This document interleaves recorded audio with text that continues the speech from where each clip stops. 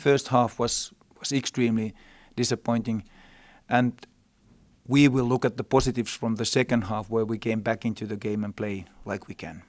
We dropped too deep, and we knew that we've got to keep a compact and good shape, but it's got to be active shape, and now it was passive, and we didn't press them, we didn't close the players down, we gave them much too much respect and much too much space, and the world-class players like England they're going to punish you.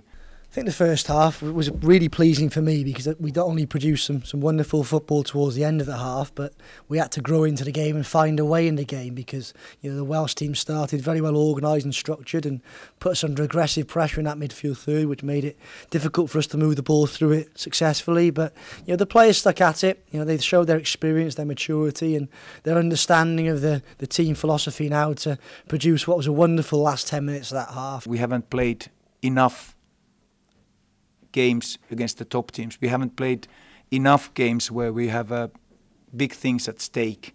And I think we just need to keep continuing to work and make sure that we are in the position where we play in front of the 3,500 home spectators and continue to do that. Then we will get used to it. When you're 4-0 down and you had a worst 7 minutes of your campaign and then you come back to the second half and start playing proper football the way we did. That's the foundation we take with us for the Ukraine game, and we will bounce back.